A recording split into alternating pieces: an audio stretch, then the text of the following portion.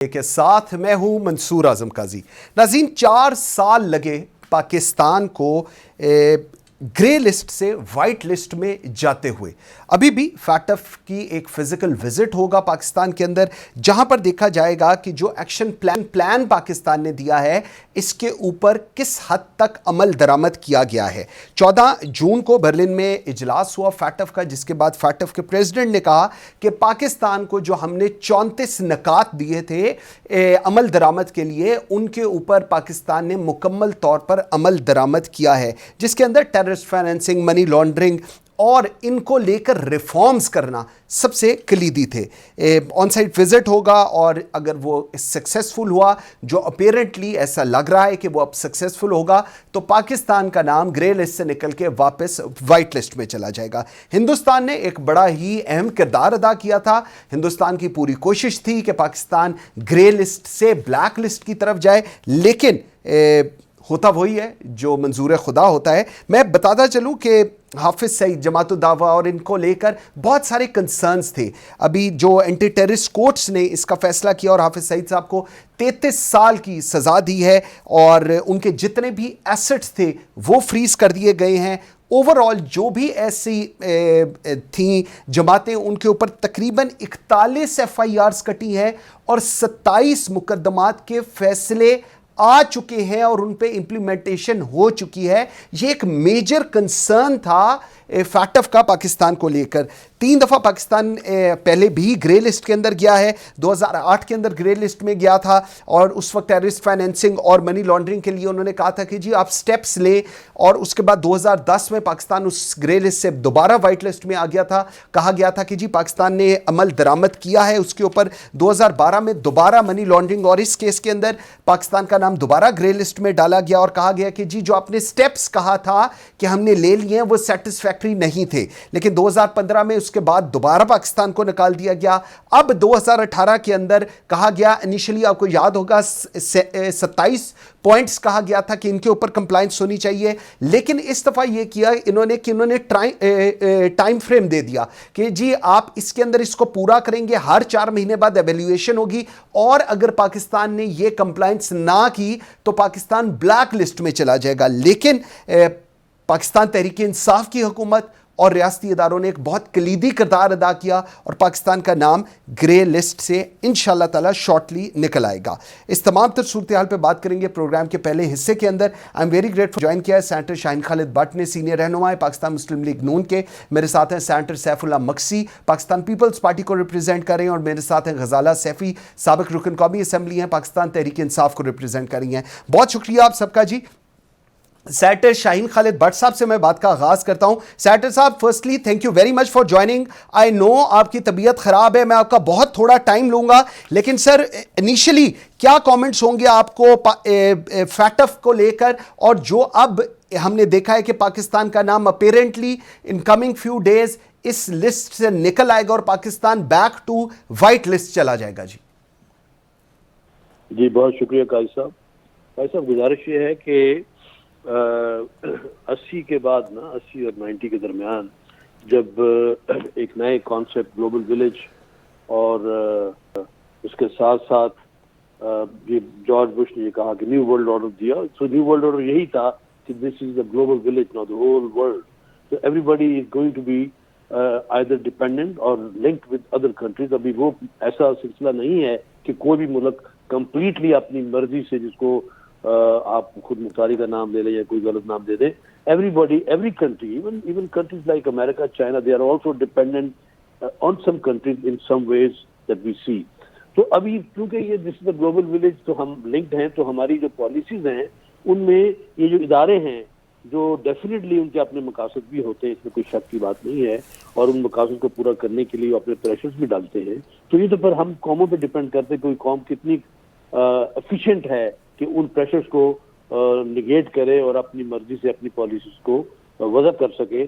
तो मैं समझता हूँ कि अब ये जो IMF और ये फैटफ वाली जो बातें हैं, इसमें भी कोई शक नहीं कि जो इस्तेमारी कुव्वतें हैं ये हमारे जैसे मुल्कों को, जहाँ पे एक बड़ी डिस्टर्बेंस होती है, पॉलिटिकल स्टेबिलिटी नहीं होती, उनको ब्लैकमेल भी करती हैं मुख्तलिफ हवालों से, और हम लोगों को होना पड़ता है क्योंकि हमारा जो है वो एक पूरी एक जो शारक जो है उन्होंने पकड़ी होती है हाथ से। तो ये तो ऐसा ही चलेगा। इसमें देखना यह है कि कौन सा मुल्क, कौन सी कौम इन अदारों को, अब ऐसा भी नहीं है कि आप बिल्कुल आइसोलेशन में उनसे ला ताल्लुक होकर जिंदगी गुजार सकें या आपकी मुआशी जो जरूरियात है वो पूरी हो सके, ऐसा हो नहीं सकता। कोई मुल्क भी नहीं ऐसा नहीं करता।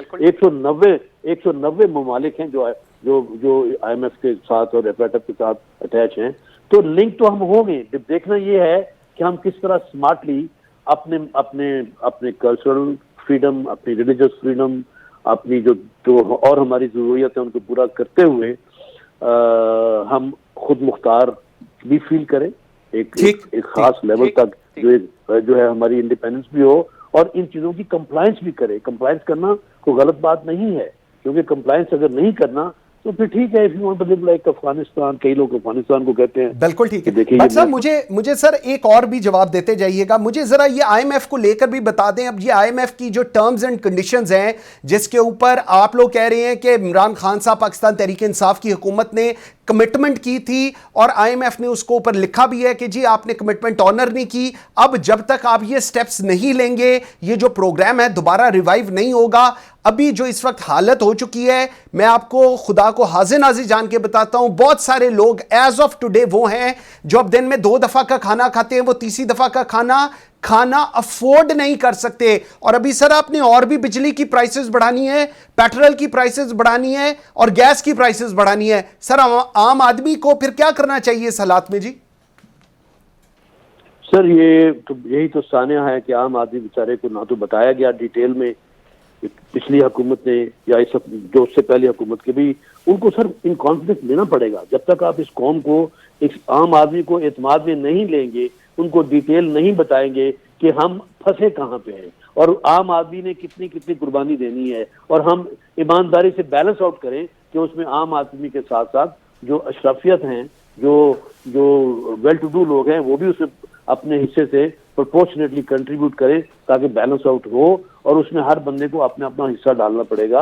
आम आदमी को तकलीफों में से गुजरना पड़ेगा, उनको बताना पड़ेगा, उनको ये बताना पड़ेगा। अब इसमें ये हम साबित करें कि ये पहली हुकूमत ने किया, इसमें क्या शक है कि पहली हुकूमत ने इनसे एक कॉन्ट्रैक्ट किया, एक डील बनाई, एक मुआहदा किया। अब दूसरी हुकूमत को उस मुआहदे को ऑनर करना चाहिए। अच्छी हुकूमतें जो हैं, जो सेंसिबल गवर्नमेंट्स हैं, वो गवर्नमेंटें बदलने के साथ साथ अपने मुआहदे तब्दील नहीं करती। जो मुआहदा करना था, जब किया था पहले प्रीवियस गवर्नमेंट ने, तो उस वक्त उनको ख्याल करना चाहिए था कि जो मुआहदा हम कर रहे हैं इससे आम आदमी को क्या इफेक्ट होगा, और वो इफेक्ट उस वक्त कौम को बताया जाना था, बजाय इसके कि अपनी हुकूमत जब पता चल गया कि खत्म होने वाली है और चंद दिन पहले आप उनको एक सब्सिडी दे दें आप गैस की, और एक माइनर ले डाउन कर दें नेक्स्ट गवर्नमेंट के लिए, ताकि नेक्स्ट गवर्नमेंट आए और वो कीमत बढ़ाए और फिर उनको एम्बेरसमेंट हो। ये गेम्स नहीं चलने वाली अभी। People are well informed now. बिल्कुल ठीक है, पॉइंट आ गया आपका। Thank you very much senator साहब, very grateful for your time. Ghazala ji, पहले तो सबसे पहले आपको मुबारकबाद मैं दूंगा, जिस तरह पाकिस्तान ने पिछले 3 साल 8 महीने के अंदर फैटफ में काम किया है, जिस तरह ग्रे लिस्ट से पाकिस्तान अपेरेंटली इंशाल्लाह ताला अब इस विजिट के बाद निकलेगा। हमाद अजहर, हमारे रियासती इदारे, हमारे बाकी के जो लोग हैं, जिस तरह उन्होंने काम किया है, इसका क्रेडिट अनडाउटेडली आप लोगों की हुकूमत को भी जाता है और आप लोगों के टाइम के अंदर ये सारे स्टेप्स लिए गए। सबसे पहले इस पे क्या कमेंट करेंगी?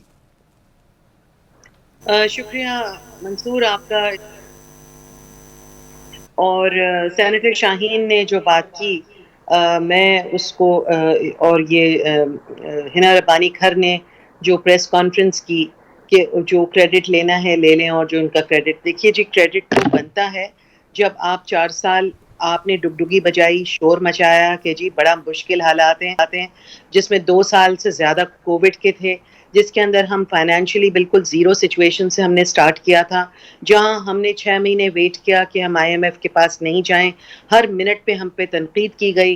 फिर IMF के पास गए, इंटरनेशनल कम्युनिटी में से हमारे जो फ्रेंड कंट्री थे उन्होंने भी हमें उस वक्त सपोर्ट किया। जो ये छोड़ के गए थे हालात, वहाँ पे हम उस वक्त भी बहुत बुरी तरह से ब्लैक लिस्ट की तरफ जा रहे थे। मगर जो स्ट्रैटेजीज की गई इदारों की तरफ से हों या हुकूमत ने खास तौर पे उसको बहुत सीरियसली लिया। इमरान खान ने उसको एज ए बिग स्टेट्समैन, उसको बेटर जजमेंट के साथ और बेहतर रवैये के साथ अपने तमाम मामलात को देखा और उसको फोर्सी किया कि हम अपने आप को ब्लैक लिस्ट पे ना जाएं, हम इंटरनल जो आपका डेट है, जो एक्सटर्नल डेट है, उस पे कंट्रोल करने की कोशिश की गई, एक्सपोर्ट बढ़ाने की कोशिश की गई, इंपोर्ट्स को कम किया गया। वो सारे मामला देखे गए जिसके अंदर money laundering was major issue.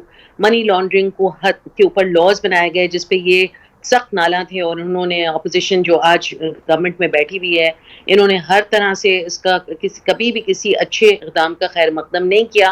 तो आज अपने सर पे सेहरा बांधने कभी वो नहीं। तो दूसरी ये कि अब ये एक मुलाकात में इनकी स्ट्रेटजी भी बड़ी हो गई जी, इनके डायलॉग ने इतना बड़ा कारनामा कर दिया कि जो गवर्नमेंट है, वो जो हमारी हुकूमत है और जो हमारा मुल्क है, वो FATF की ग्रे लिस्ट से हट के अब वाइट लिस्ट में जाने वाला है। तो जब आपने देखा कि स्ट्रैटेजी की गई 2-2.5 साल की कोविड के बावजूद हमने बेहतर तौर पे परफॉर्म किया, जिसके नतीजे में इंटरनेशनल कम्युनिटी भी और FATF भी आज ये कह रही है 190 मुल्क है जिसके हिस्सा और अभी भी 2/3 की अक्सरियत ने वोट करना है अक्टूबर में जाके, जब यहाँ इंटरनल चेक होगा और उसके बाद फिर जाके रिपोर्ट जाएगी और फिर ऑन साइट उसके बाद 1/3 करना है। उसमें आपने डायलॉग करना है अपने नेबर्स के साथ, अपने दोस्तों के साथ, अपने सपोर्टर्स के साथ, ताकि आपके पास वो 2/3 मेजॉरिटी उस दिन मौजूद हो जब वोटिंग का टाइम आए। तो हमने डिप्लोमेसी में भी बहुत शाह महमूद कुरैशी को भी इसका सेहरा बनना चाहिए, हमाद अजहर और दूसरे जो कि फाइनेंस में रिलेटेड थे उनका भी नाम आना चाहिए। और सबसे ज़्यादा जो स्टेट्समैन का किरदार अदा किया है इमरान खान ने, उसको सबसे ज़्यादा खराज तहसीन पेश करना चाहिए। देखिए, जो मामलात पाकिस्तान के हैं वो कोई एक पार्टी को नहीं समझना चाहिए। हमने अपनी जिम्मेदारी पूरी की, उसके बावजूद इन्होंने उसको क्रैश किया और क्रैश करके इन्होंने जिस तरह से हुकूमत में आए उसके बाद और फिर जिस तरह सब्सिडीज दी गई, हमने जो सब्सिडीज दी, हमने जो सब्सिडीज दी उसका मकसद ये नहीं था कि हम बड़ा इंतजार कर रहे थे कि जी बीच में से ही आएंगे और आके नई हुकूमत बन जाएगी। हमने सब्सिडीज इसलिए दी कि हमने टैक्स बढ़ाए, टैक्स बढ़ने के बाद जो पैसा आया उसको अवाम के आसानी के लिए पेश किया गया। अवाम की रिजाला जी, मुझे जरा ये पॉइंट ना मुझे जरा ये पॉइंट थोड़ा सैफ के पास लेकर जाने दीजिएगा। सैफ, जो इस वक्त की सिचुएशन है और अब सबसे बड़ी डिपेंडेंसी जो है वो उस ऑन साइट विजिट की है जो फैक्टफ की टीम पाकिस्तान आके करेगी। हिना रब्बानी खान ने इस चीज को एक्नॉलेज किया कि हम बिल्कुल क्रेडिट देने को तैयार हैं उनका जिन्होंने ये किया, लेकिन आज भी इशू ये है कि आपने जो जिस तरह मैंने पहले बताया था कि हम 4 दफा ऑलरेडी इसमें से गुजर चुके हैं, 2008, 2012, फिर 2018, और उसके अंदर जो मेन कंसर्न है वो हमारा ये है इनका हमें लेकर कि जी टेररिस्ट फाइनेंसिंग और मनी लॉन्ड्रिंग के लिए जो आपके लॉज हैं आप उसके ऊपर इंप्लीमेंटेशन ठीक नहीं करते, और जिस तरह वो बताया कि कितने केसेस हैं उनके ऊपर फैसले क्या हुए हैं, इसको इंश्योर करना और ऐसे रूल्स बनाना तो पार्लियामेंट का काम है और उसकी इंप्लीमेंटेशन करना जुडिशरी का काम है। इसमें आप कहां पर लूप होल देखते हैं अगर आज की मैं बात करूं, या आप समझते हैं अब चीजें बेहतर है? जी, बिस्मिल्लाहिर्रहमानिर्रहीम। काई साहब, thank you for having me on the show.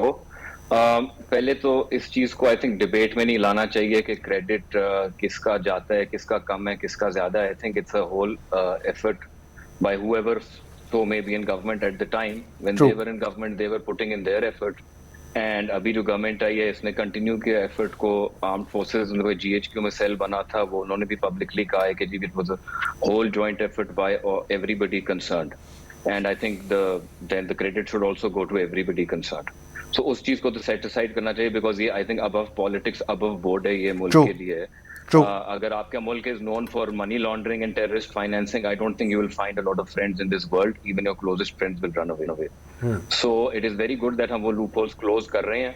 अगली गवर्नमेंट भी पता नहीं किसकी आती है, तो आई एम श्योर उसको भी ये जिम्मेदारी होगी कि वो कंटिन्यू करे इस प्रोसेस को। जहां तक बात आ जाती है ऑन साइट जो वेरिफिकेशन है, आई थिंक जो state minister for foreign affairs हैं हिना रब्बानी खर ने थोड़ा सा क्लैरिफाई किया है इस बात को कि मोर देन लाइकली होपफुली इंशाल्लाह ताला it should be a continuity of the meeting that has been held in Berlin, and it should not have major hurdles towards getting onto off the grey list.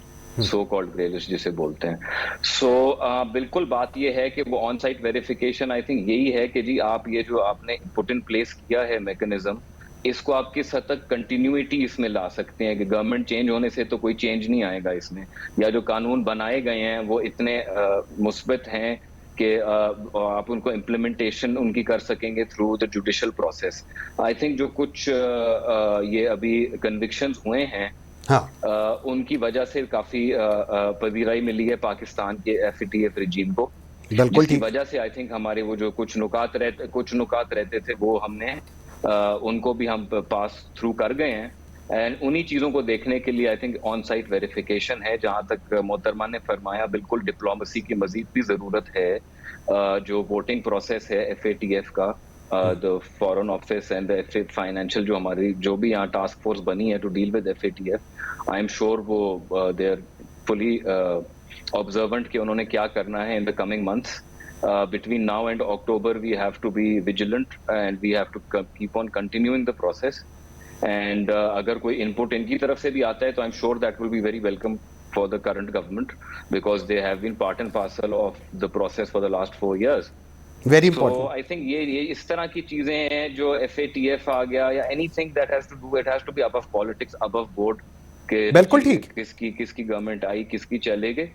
सो इसको उस चीज से ऊपर रखें और आगे चलें, और इन चीजों में आई थिंक एक दूसरे का हाथ बटाना और ज्यादा जरूरी है मुल्क और कौम। बिल्कुल ठीक है, बिल्कुल ठीक है, और ये यही पॉइंट होना चाहिए कि जो इकोनॉमी होनी चाहिए that should be above then politics. Ghazala ji, इसी को मैं थोड़ा सा आगे लेकर चलूंगा।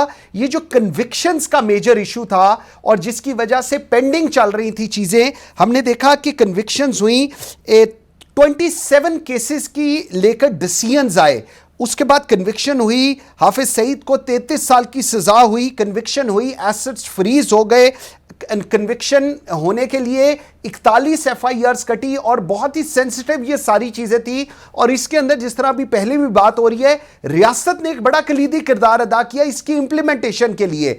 और आज अगर हम इस कंफर्ट जोन में जा रहे हैं तो इसका क्रेडिट सबको है। अब सवाल यह है कि गोइंग फॉरवर्ड हम दोबारा ग्रे लिस्ट में ना आए, उसके लिए बहुत सारे रूल्स एंड रेगुलेशन और उस पर इंप्लीमेंटेशन होनी बड़ी जरूरी है। क्या कहेंगी इसके ऊपर जी? देखिए, मैं ये समझती हूँ कि जब किसी का ड्यू क्रेडिट है तो उसे दे दीजिए प्लीज, क्योंकि जब काला करने में तो सब आगे थे, अब क्रेडिट लेने का वक्त आया तो सब मिलके शरीक हो रहे हैं।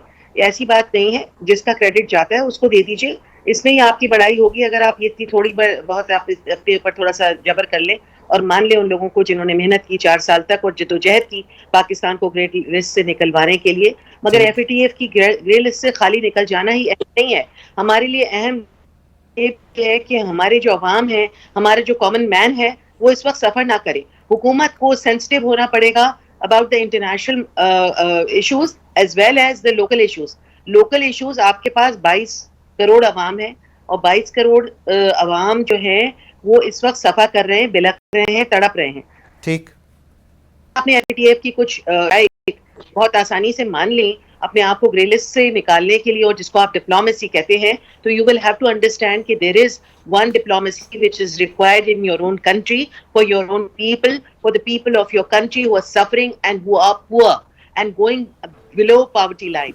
जब आपकी मिडिल क्लास अगर गायब हो जाएगी, देखिए ना, आप ग्लोबल विलेज की तो बात करते हैं, ग्लोबल विलेज तो हम बन गए हैं, मगर और हमें ये ख्याल रखना पड़ेगा कि हमें किन किन के साथ ट्रेड करना है और कहाँ हमारी बेहतरी है और कहाँ दूसरे ममालिक की हमसे बेहतरी होती है। ये तो जरूर बात है, मगर फिर हमें ये भी ख्याल पड़ेगा कि हमें अपनी एक्सपोर्ट्स किस तरह बढ़ानी है, क्या इन्वेस्टर अब हमारी तरफ आएगा, क्योंकि जिस तरह से हुकूमत पलटी गई है और बदली गई है, बहुत सारे लोग, चाहे वो अब व्हाइट लिस्ट में भी आ जाएं, लोग हेजिटेंट हैं इन्वेस्ट करने पे। तो अब अगर इसका जो इलाज है वो ये है कि प्रोसेस में जाएं, इलेक्शन कीजिए, इलेक्शन करके राइट गवर्नमेंट को लेकर आइए, जो भी इलेक्टेड गवर्नमेंट होगी। हम ये नहीं कह रहे हैं हम आएंगे आप आएंगे, वो अब इलेक्टेड प्रोसेस के थ्रू दोबारा वो इलेक्टेड प्रोसेस के थ्रू दोबारा गुजरे, और उसके बाद and elections are the only solution for the ठीक हो गया। गजाला जी आपकी जरा आवाज थोड़ी सी जी कर रहे हैं, ये टेक्निकली चेक करते हैं। सैफ आपकी तरफ में आता हूं, जरा मैंने आईएमएफ के ऊपर बड़ा इंपॉर्टेंट बात करनी थी। आईएमएफ ने ये रिटर्न लिखा है कि जो पिछली हुकूमत थी उन्होंने जो हमसे कमिटमेंट की वो कमिटमेंट पूरी नहीं की। हम लोग आईएमएफ प्रोग्राम आप लोगों के साथ नहीं चलाएंगे टिल द टाइम आप उन चीजों के ऊपर कंप्लाई करेंगे। आज पेट्रोल 233 रुपये 79 पैसे का है, आप लोग इसको मजीद 30 रुपये बढ़ाने जा रहे हैं और कुछ अरसे के अंदर। गैस ऑलरेडी आप लोगों ने बढ़ा दी है, बिजली ऑलरेडी आप लोगों ने बहुत ज्यादा बढ़ा दी है। मेरा सवाल सिर्फ ये है, और टैक्स ब्रैकेट जो है, जो लोग सैलरी देते हैं हम जैसे, उनकी तो क्रेडिट होने से पहले ही टैक्स कट जाना है। टैक्स किसको करना है और डायरेक्ट टैक्स किसको करना है? क्योंकि आज भी जो फोकस है वो 9003 का अरब का, वो उसके अंदर डायरेक्ट और इनडायरेक्ट टैक्सेस करके ये नहीं बताया कि किसको करने की जरूरत है। बस कहा है कि जी एफबीआर इतना इकट्ठा करेगी। क्या कहेंगे इसके ऊपर? जी देखें, unfortunately this is not the first and probably in my opinion not the last IMF programme, because हम अपने माजी से सबक तो कभी सीखते नहीं है। तो मैं इस गवर्नमेंट को भी 2 मिनट के लिए छोड़ने, 22वां प्रोग्राम चल रहा है आईएमएफ का। हमने across the board structural reforms तो कभी करने नहीं है, ठीक ना हमने किए हैं। सच बात करनी चाहिए, जो गवर्नमेंट आई है वो अपने कन्वीनियंस को देखते हुए प्रोग्राम्स को चलाती रही है, इंक्लूडिंग द पास्ट गवर्नमेंट। और अभी अनफॉर्चुनेटली हमने वो बर्डन कैरी कर लिया है जो अभी गवर्नमेंट आई है, बिकॉज आपने देखा कि आप की गवर्नमेंट जाने वाली है और उसी टाइम आपने डिसाइड किया कि हम फ्रीज कर देते हैं जो प्राइसेस हैं और हम सब्सिडाइज कर देते हैं एक चीज जिसके लिए पैसे नहीं है। अगर वो पैसे मौजूद थे तो क्यों ये गवर्नमेंट ना खर्च करती है? इस गवर्नमेंट को क्या पब्लिक सेंसिटिविटी नहीं है? क्या इस गवर्नमेंट ने इलेक्शन में नहीं जाना दोबारा? क्या ये जो पार्टीज अभी इस कोalition का हिस्सा हैं, इन्होंने आवाम के पास जाके अपना मैंडेट दोबारा नहीं मांगना? Everybody is sensitive to the public, not just one political party. And ये जो चीजें इस तरह की हम पॉपुलिस्ट डिसीजंस ले लेते हैं अनफॉर्चुनेटली, तो वो उसका जो पूरी कौम को भुगतना पड़ता है। अभी भी पेट्रोलियम डेवलपमेंट लेवी और सेल्स टैक्स अभी तक नहीं लगा यही बिल्कुल ऐसे प्राइसेस आ गई हैं जी, अभी तक ये प्राइसेस आ गई हैं और आप डॉलर देख लें कहाँ जा रहे हैं, बिकॉज ऑब्वियसली एक क्राइसिस सिचुएशन में है। और ये एक रिस्पॉन्सिबल गवर्नमेंट का काम होता है कि अगर कोई क्राइसिस आता है तो उस क्राइसिस को फेस करती है। तो आई थिंक ये गवर्नमेंट कोशिश कर रही है, अपनी पूरी वक़्त से कोशिश कर रही है कि वो इस क्राइसिस को फेस करे और इस क्राइसिस से मुल्क को निकाले। आई थिंक बेहतर होता अगर यही बातें पार्लियामेंट के अंदर बैठ के होती। वहां जो मैंडेट इनको लोगों ने दिया है, जो इनके एमएनएज अभी तक हैं, मेरी नजर में अभी तक वो अपनी सीटों पे मौजूद हैं, अभी तक उनकी रेजिग्नेशंस एक्सेप्ट नहीं हुई, ना उन्होंने प्रॉपर तरीके से रेजिग्नेशंस जमा कराई हैं। सो बेहतर होगा लेकिन सैफ रेजिग्नेशंस अगर जमा नहीं हुए, जी अच्छा कर ले प्लीज। जी काली साहब, मैं कंप्लीट कर लूं। अच्छा, मुझे ये जरा बता दें कि अब कहते हैं इलेक्शंस पे चले जाते हैं। इन्होंने ऑर्डिनेंसेस के थ्रू कुछ लेजिस्लेशन किए थे इलेक्शंस एक्ट 2017 में, जो इस गवर्नमेंट ने आके लेजिस्लेटिव प्रोसेस के थ्रू उनको नलिफाई कर दिया है। ठीक है, ये कॉन्स्टिट्यूशनल और लीगल तरीका है, पार्लियामेंट का यही तरीका होता है। जो वोट ऑफ नो कॉन्फिडेंस आया था, मैं दोबारा कहता हूं कि ये पाकिस्तान की तारीख में पहली दफा तारीख में हुआ था कि आपने एक जमहूरी अंदाज से आइन के अंदर रहते हुए एक वजीर आजम जो कॉन्फिडेंस खो बैठे थे हाउस का, उनको आपने तब्दील किया। ये पहले असल में हुआ नहीं है, तो इसीलिए लोगों को अजीब लगता है। लोग चाहते हैं कि हर चीज अनकॉन्स्टिट्यूशनल तरीके से इस मुल्क में। I don't think the country can now take more experiments in that direction. तो मैं ये अभी भी कहता हूं कि इलेक्शन की तरफ जाना है तो इलेक्शन जो देखें, इलेक्शन एक बहुत बुनियादी एक हमारा वो है जमहूरियत का सतून। ठीक है, तो अगर आप कंसेंसस अभी भी नहीं है, ये कहते हैं इलेक्शन पे चले जाएं, ये current election commission of Pakistan को मानते नहीं है, ये करंट गवर्नमेंट को इम्पोर्टेड कहते हैं, फिर ये इसी गवर्नमेंट को कह रहे हैं कि जी आप इलेक्शन का कॉल भी कर दें और ये जो करंट रिजीम है रियासत का, ये इंटरिम गवर्नमेंट ले आए। और पॉइंट आ गया आपका, बिल्कुल ठीक है। मेरे पास टाइम थोड़ा कम है, ठीक, उस रिजल्ट को ना माने।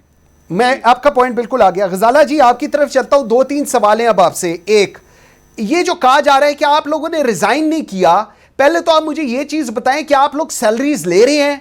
अगर तो आप लोग सैलरीज ले रहे हैं तो इसका मतलब है आपने रिजाइन नहीं किया, और अगर आप सैलरीज नहीं ले रहे तो इसका मतलब है आपका रिजिग्नेशन एक्सेप्ट हो गया हुआ है, इसलिए आपको सैलरीज नहीं मिल रही। पहले मुझे शॉर्टली इस चीज का जवाब दीजिएगा, फिर मैंने आपसे अगला सवाल करना है। असल बात यह है कि हमें सैलरीज कोई नहीं मिल रही 4 अप्रैल के बाद की, और पिछला जो सेशन जो हमने अटेंड किया था जिसके बाद वोट ऑफ नो कॉन्फिडेंस आया है, उसके बाद से हमें 1 रुपए की भी सैलरी हमारे अकाउंट में नहीं आई।